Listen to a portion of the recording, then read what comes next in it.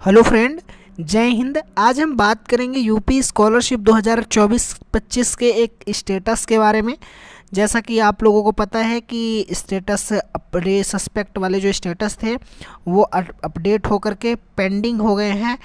तो पेंडिंग का मतलब क्या होता है कि अगर आपके फॉर्म में pending at district scholarship committee show कर रहा है, pending at district scholarship committee show कर रहा है, तो इसका मतलब क्या होगा और स्टेटस वेरीफाई कब होगा, इन सभी चीज़ों से लेकर के हम इस वीडियो में बात करेंगे। रिस्पांस पेंडिंग बाय पीएफएमएस अगर आपके फॉर्म में शो हो रहा है तो इससे भी रिलेटेड हम आपसे बात करेंगे। जैसा कि पता है आपको, आज जो डेट है वो आपकी 23 फरवरी हो चुकी है और का ये स्टेटस जो है वो अपडेट होने शुरू हो गए थे 20 फरवरी से। और मैं इस वीडियो में बताऊंगा कि स्कॉलरशिप भी स्टूडेंट की आनी शुरू हो गई है, किन स्टूडेंट की आ रही है, किन की नहीं आ रही। सारा कुछ हम आपको इस वीडियो में एकदम डिटेल से बताने वाले हैं डियर स्टूडेंट। उससे पहले मैं आपको बताऊं कि अगर आप इस चैनल पर नए हैं तो चैनल को सब्सक्राइब कर दीजिए, वीडियो को लाइक एंड शेयर कर दीजिए, जिससे आने वाली हर एक वीडियो टाइमली आपको मिलती रहे। सबसे पहले मैं बात करूंगा कि जो स्टेटस इसमें मैंने ऐड कर रखा है वो 3 तरह के स्टेटस हैं, बट उनसे पहले भी मैं बात करूंगा इस सस्पेक्ट स्टेटस को लेकर के। मैं इसमें ऐड किया हूँ 3 तरह के स्टेटस, तीनों कैसे कैसे शो होते हैं और किन की स्कॉलरशिप आती है किन की नहीं। जो पहला है वो है स्टेटस रिजेक्टेड वालों का। रिजेक्टेड, जिनके में रिजेक्टेड शो होता है उनका क्या होगा, और दूसरा है जिनके में वेरीफाइड शो हो रहा है उनका क्या होगा, और तीसरा है जिनके में पेंडिंग शो हो रहा है उनका क्या है, और उसके बाद लास्ट वाला है सस्पेक्टेड वालों का क्या होगा। अगर आप यहाँ पे देख पा रहे होंगे तो एक स्टूडेंट है जिनका यहाँ पे शो कर रहा है enrolment number, roll number, mark not matched with university, uploaded data. ये स्टेटस कौन से स्टेटस थे?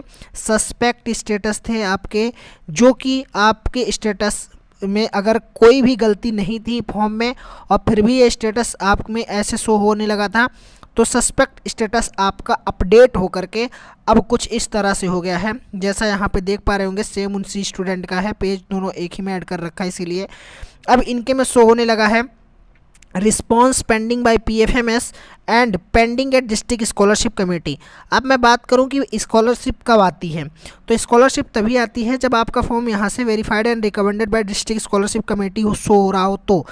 बट अभी बहुत सारे स्टूडेंट ऐसे भी कमेंट करेंगे कि हमारे में pending at district scholarship committee show हो रहा था और उनकी स्कॉलरशिप भी आई है आज की डेट में, और कल की डेट, पिछले कल की डेट में उनकी स्कॉलरशिप भी आई है जिनके में पेंडिंग शो हो रहा था। ठीक है, ये भी सब कुछ हम आपको डिटेल से बताएंगे, वन बाय वन मैं क्लियर करता चलूँगा आपको। सबसे पहले अगर मैं बात करूँगा तो यहाँ पे देख पा रहे होंगे कि जितने भी स्टूडेंट ऐसे हैं जिनके में ये फॉर्म अपडेट होकर के यहाँ पे वेरीफाइड बाय बैंक शो होने लगा है, इसका मतलब ये है कि इनका बैंक से सारी डिटेल सही है, बैंक से कोई प्रॉब्लम नहीं है। और अगर आपके फॉर्म में verified and recommended by district scholarship committee show हो रहा है तो इसका मतलब है कि आपका फॉर्म जो है वो DWO ऑफिस से वेरीफाई हो गया है। अब क्या वेट करना है स्कॉलरशिप आने का, और जो स्कॉलरशिप है वो आनी स्टार्ट हो गई है, चाहे वो पोस्ट मैट्रिक हो, चाहे वो प्री मैट्रिक रहा हो, चाहे post matric other than intermediate रहा हो। लेकिन अभी जो स्कॉलरशिप आ रही है उनमें भी मेरे हिसाब से जितने स्टूडेंट हैं उनकी केवल OBC वालों की आई हुई है।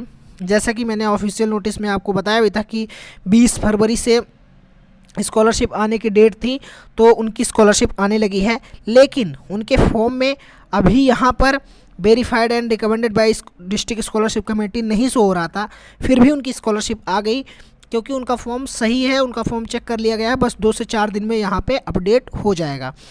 अब मैं बात करूँगा दूसरे फॉर्म को लेकर के।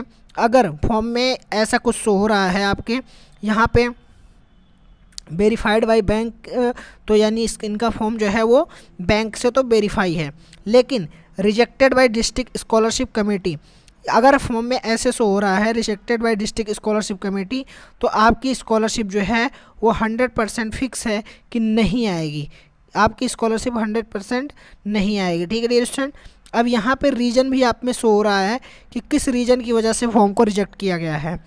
The student has used the income certificate in his own name. अभी क्या है कि जो पोस्ट मैट्रिक 12th के plus post matric other than intermediate वाले स्टूडेंट हैं उनका क्या है, अभी DWO से वेरिफिकेशन स्टार्ट नहीं हुआ है। यानी स्टार्ट हुआ भी है तो यहाँ पे अभी अपडेट नहीं हो रहा है। तो ये मेरे पास जो है वो प्री मैट्रिक के स्टूडेंट का है और इसमें रीजन लिखा है the student has used the income certificate issued in his own name, यानी स्टूडेंट ने क्या किया है, अपने नाम का इनकम सर्टिफिकेट यूज किया है इसमें, क्योंकि इस बार जैसा कि था कि स्टूडेंट को क्या है कि अपने पेरेंट्स के नाम पे यूज करना था, इसी वजह से रिजेक्ट हुआ है। अब पोस्ट मैट्रिक में बहुत सारे स्टूडेंट ऐसे हैं, मैं बात करूँगा 80 to 85% स्टूडेंट ऐसे हैं कि जिन्होंने अपने फॉर्म में अपना ही इनकम सर्टिफिकेट लगा रखा है, जबकि फादर का इनकम सर्टिफिकेट लगाना था या पेरेंट्स का सर्टिफिकेट लगाना था। तो अगर खुद का इनकम सर्टिफिकेट लगाया है तो फॉर्म रिजेक्ट हो जाएगा और अगर फादर का लगा है तो वेरीफाई हो जाएगा। लेकिन अभी इसमें आपके 50-50% चांस हैं, रिजेक्ट हो भी सकता है, नहीं भी हो सकता, क्योंकि बहुत सारे स्टूडेंट ऐसे हैं तो रिजेक्ट करना पॉसिबल नहीं है। या तो करेक्शन की डेट दोबारा से आएगी या फिर आपके ये रिजेक्ट नहीं किया जाएगा इस रीजन की वजह से। और अब बात इसी में करेंगे कि जो रिन्यूअल वाले स्टूडेंट हैं, अगर यही बात करूं फ्रेश और रिन्यूअल की, तो रिन्यूअल वाले चाहे अपना इनकम सर्टिफिकेट लगाए हो चाहे फादर का, उनका रिजेक्ट नहीं होगा। अगर वो अपना लगाए हैं तब भी चल जाएगा और अगर फादर का लगाए हैं तब भी चल जाएगा, ठीक है। तो फ्रेश वाले में केवल दिक्कत है कि फ्रेश वालों ने अगर अपना इनकम सर्टिफिकेट लगा रखा है तो उनका फॉर्म रिजेक्ट हो जाएगा। अब यही मैं बात करूं पेंडिंग है डिस्ट्रिक्ट स्कॉलरशिप कमेटी के लिए, अगर आपके फॉर्म में ऐसा शो हो रहा है तो मैंने बताया था कि सबसे पहले क्या होता है, फर्स्ट स्टेप आपका होता है कि आप रजिस्ट्रेशन करते हैं, दूसरा स्टेप होता है कि कंप्लीट फॉर्म फिल करते हैं, उसके बाद में तीसरा होता है कॉलेज में सबमिट करने का, तीसरा आपका होता है कॉलेज में सबमिट करने का, चौथा आपका होता है कॉलेज से वेरीफाई करने का, ठीक है। चौथे स्टेप में कॉलेज से फॉर्म को वेरीफाई किया जाता है। पाँचवें स्टेप में आपके आता है एनआईसी से वेरिफिकेशन, उसके बाद में छठे स्टेप में आपका आता है पीएफएमएस से वेरिफिकेशन, उसके बाद आपका फॉर्म पेंडिंग है डिस्ट्रिक्ट स्कॉलरशिप कमेटी जाता है सातवें स्टेप में। तो यानी आप सातवें स्टेप पे हैं और आठवां स्टेटस आपका होता है, आठवां स्टेप वेरीफाइड एंड मतलब डीडब्ल्यूओ से वेरीफाई होना, डिस्ट्रिक्ट वेलफेयर ऑफिसर से वेरीफाई होना। तो ये जो है आप सात जिनके में ऐसा शो हो रहा है उन्होंने 7 स्टेप कंप्लीट कर लिया है, बस लास्ट स्टेप बचा है, वो कंप्लीट होने के बाद स्कॉलरशिप आ जाएगी। ऐसे में बहुत सारे स्टूडेंट ऐसे भी हैं जिनके में पेंडिंग है डिस्ट्रिक्ट स्कॉलरशिप कमेटी शो कर रहा था, और वो फ्रेश के स्टूडेंट की मैं बात करूं, फ्रेश के स्टूडेंट थे वो चाहे बीए के स्टूडेंट रहे हों फर्स्ट ईयर के, या एमए फर्स्ट ईयर के रहे हों, या फिर पॉलिटेक्निक फर्स्ट ईयर के रहे हों। बहुत सारे स्टूडेंट का कमेंट आया है कि उनके फॉर्म में पेंडिंग है डिस्ट्रिक्ट स्कॉलरशिप कमेटी शो हो रहा था, फिर भी उनकी स्कॉलरशिप कल की डेट में आ गई है। तो कॉन्ग्रेचुलेसन जिनकी स्कॉलरशिप आ गई है, और जिनकी नहीं आई है उनको परेशान नहीं होना है, उनकी भी स्कॉलरशिप क्या होगा जल्द ही आ जाएगी अगर फॉर्म में पेंडिंग शो हो रहा है। अब यहीं पे बात करें कि जिनके में अभी ऐसी प्रॉब्लम शो हो रही है वो बहुत ज़्यादा परेशान हो रहे हैं, ये इनरोलमेंट नंबर रोल नंबर वाली कहाँ गई प्रॉब्लम, ये रही प्रॉब्लम।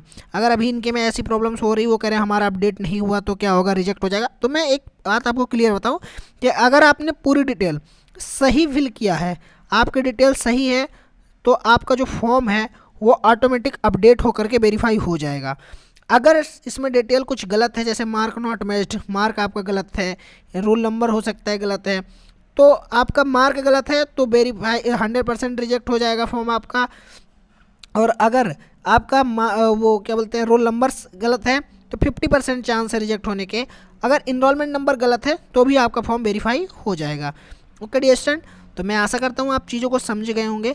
अगर समझ गए हैं तो वीडियो को लाइक करें, शेयर करें। Okay student, thank you for watching this video में बने रहने के लिए धन्यवाद।